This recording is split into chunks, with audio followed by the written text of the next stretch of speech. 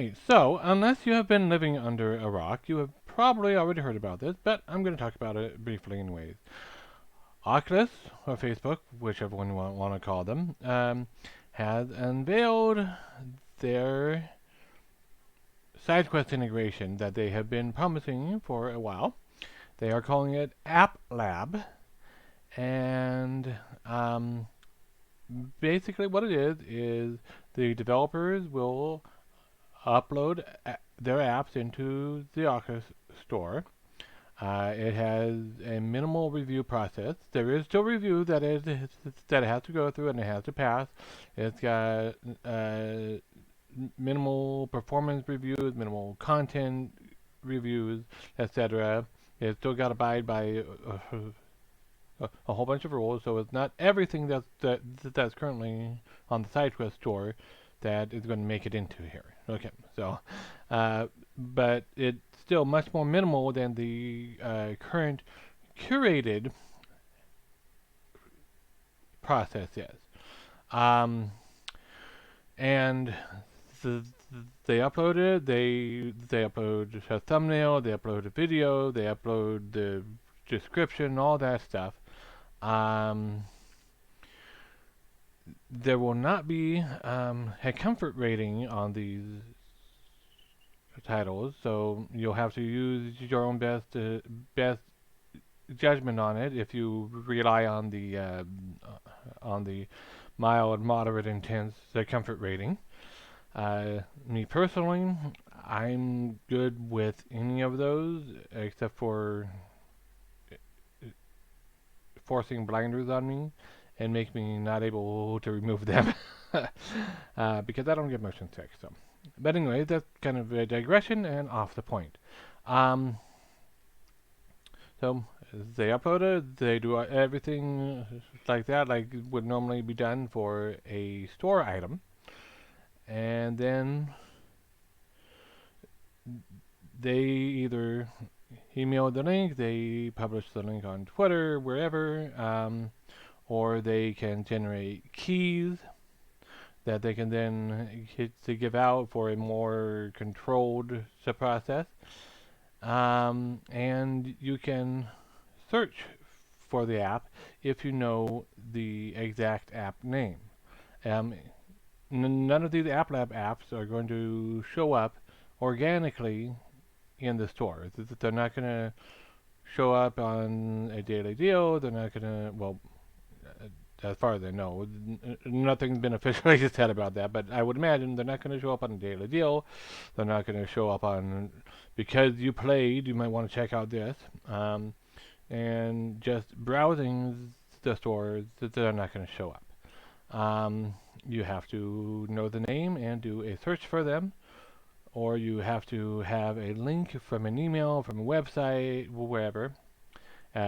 Speaking of which, Oculus in their blog post gave links for, what, like 8, 12? So somewhere in there, different titles, including Crisis Brigade and Crisis Brigade 2. So people have been wanting that natively on the Quest for a while. Now it's kind of sort of officially natively on the Quest because you can now download and install it without needing to plug your Quest into a computer and sideload. So, what do you do when you click on the link? Well, first of all, you need to be logged in to Oculus in the browser that you are using.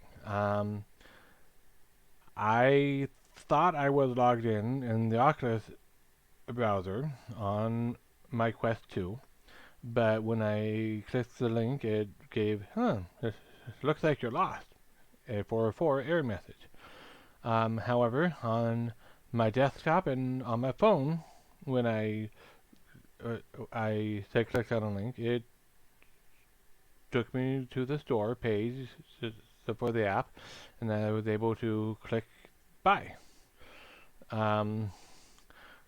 Some of them are free, some of them are paid, and what happens after you buy depends on which device you are on. If you're on your desktop to doing it, it will, after a minute or so, show up in the library, in your Oculus app on your phone, or in your library on the Quest, and then you can install it. If you're doing it on a mobile browser, it should just open the Oculus app on your phone, and then you click buy and then install. So now it was just announced that SideQuest, which is one of the how the SideQuest is involved with this, is the developers can use the URL for their app and use that in their SideQuest listing, so that when you click install such a headset, it takes you to the store page, it sends it to your Quest, you can install it. But it was just announced, I don't know, about an hour ago, hour and a half ago, as of the recording of this part of the video, that SideQuest has now created an App Lab category, so you can know which apps are able to be installed without plugging it into your Quest in order to sideload. So that's cool, that's important, and SideQuest is currently the only place where you will be able to browse these concept or early access apps. You cannot do that on the actual Oculus Store. Also, right now, I don't know if this is going to change. I don't know if it's not going to change. But right now, in headset, you cannot search for the apps. It will not result in a result. So, for example, on my phone, I did a search for DSM. It showed up. On my desktop, I did a search for DSM. It showed up. In headset on my Quest, I did a search for DSM, and it got no results. So right now, you cannot do a search in the App Store or in the Oculus Store on your headset itself. You have to do it from an external device, your computer, your phone, the Oculus browser, navigating the store through the Oculus browser in the Quest network. I have not personally tried that, but I would imagine it probably would. So, but yeah, I think this is a good move. It remains to be seen if they or how many apps end up becoming available this way. But if you are interested in this or have been interested in checking out the side-loaded apps, but haven't been comfortable with the idea of side-loading, well, hey, here's a golden opportunity for you to get into the wonderful experience of these early access apps. So just remember, they are early access. Some of them are finished apps that Oculus, for whatever reason, doesn't want on the store. Some of them are not finished apps that will have bugs and issues. So just to be aware of that, these are early access. These are not official Oculus native apps. They have not gone through the intense vetting process that the ones that are in the curated store have. That said, that warning out of the way, there are plenty of very good and enjoyable apps that you can find and enjoy on SideQuest. And now you have a relatively pain-free way of checking them out. And I would imagine as time goes on, we'll get more and more in there because this is a lower hassle delivery method than using a cable to connect to your computer. So last night I checked this out, and that's when I did my experimentation, and I came up with my findings on it, and I downloaded 3 apps that you'll get to take a look at in the rest of this video. Um, Number 1, the first one up is Descent Alps. It's a skiing game that's basically in alpha, maybe early beta stage, and you can go through a couple levels. It's not fully done yet, uh, but the mechanics of it feel good for the most part. I've never really done skiing in real life, so I can't say 100% that this is an accurate simulation, but it's probably a little bit more arcadey than it is a simulation, but it it feels accurate enough to me. You gotta crouch down, you're holding your rods like this, and to get moving initially, you gotta push yourself forward with rods, and then hold on to the rods as you go down, and you steer by leaning left and right. You can jump. So yeah, it was fun, and I'm looking forward to following the progress. And because I installed it via the new App Lab method, I'll get automatic updates. So whenever the developer pushes an update, I'll get it updated. I won't have to do what I had to do with the old method of side quests, which is remember to check side quests to see if there was an update, and then plug my quest in, install the update. So, not that that's really painfully difficult, but it's a hassle. It's friction, you know. So, the next app after that is one called Zoe. It's kind of an educational app, but it's one that's for educators to set up environments and lessons. So you can, for example, as I did in the video you're going to see here, I imported a model of the Earth into a scene, and I got it so that when I touch it with my controller, it starts rotating. And all this is done with no programming knowledge needed. It's all visual. You don't have to know how to code. So it works pretty well. It's got a decent library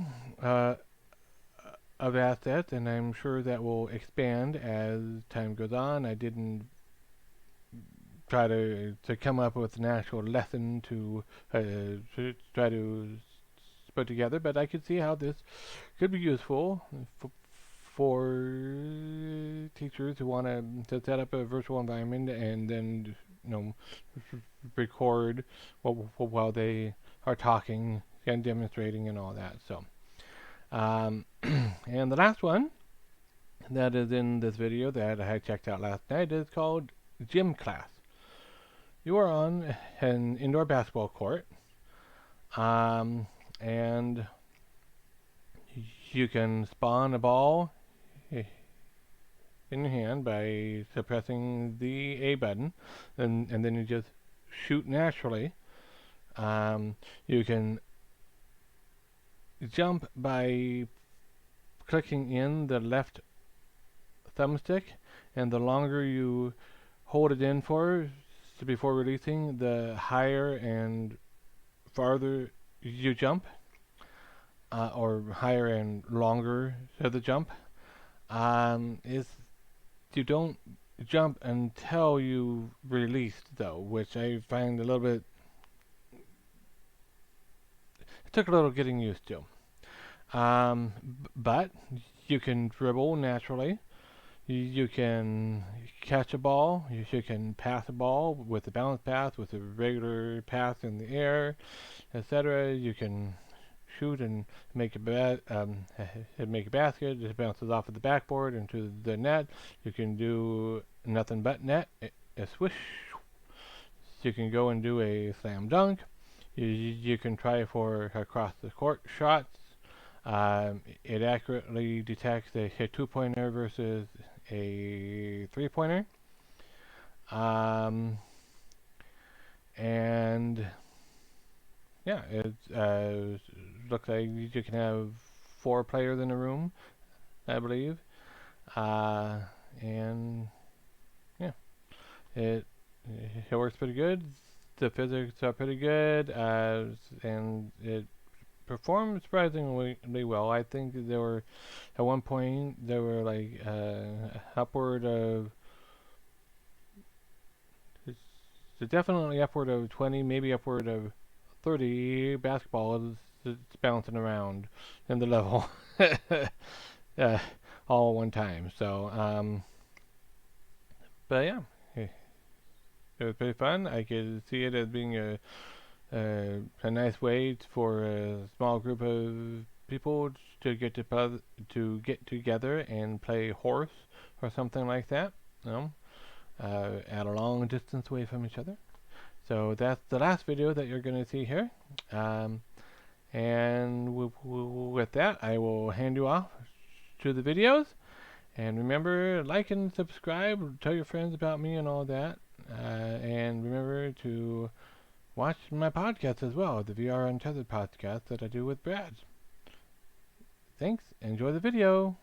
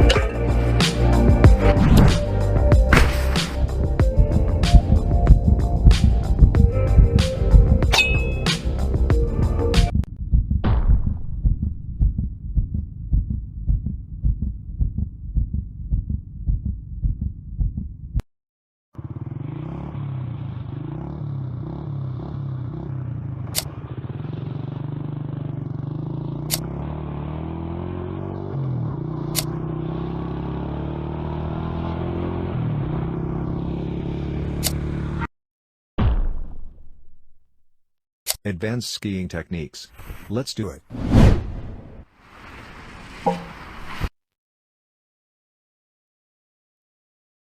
The skis can be lifted from the slope by extension of the body. Similarly, the skis are planted on the slope by hunkering down. Vertical motion is useful for initiating jumps, canceling jumps, and gaining traction for powerful turns. Match the green arrows. Off we go.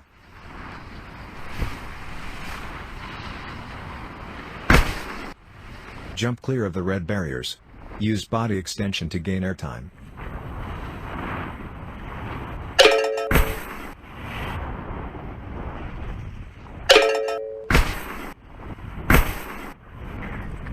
Music and rhythm play a crucial role in descent Alps. Rhythm gates, rings, and obstacles all spawn and intersect your path on rhythm cues. Clearing gates and collecting rings refill stamina. High stamina makes you fast and agile, while low stamina has the opposite effect. Stamina is gradually depleted as you go. Zero stamina means game over.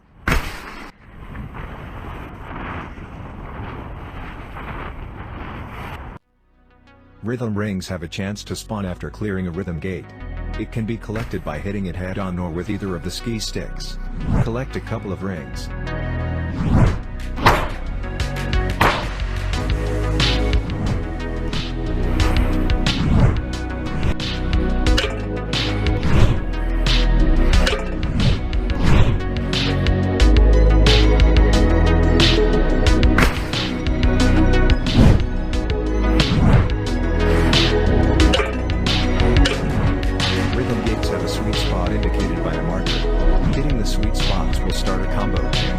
The chain is perpetuated by hitting the next sweet spot and so on. Try to build a sweet spot combo. Fantastic work. Now it's only a matter of skiing the remaining slope. Enjoy.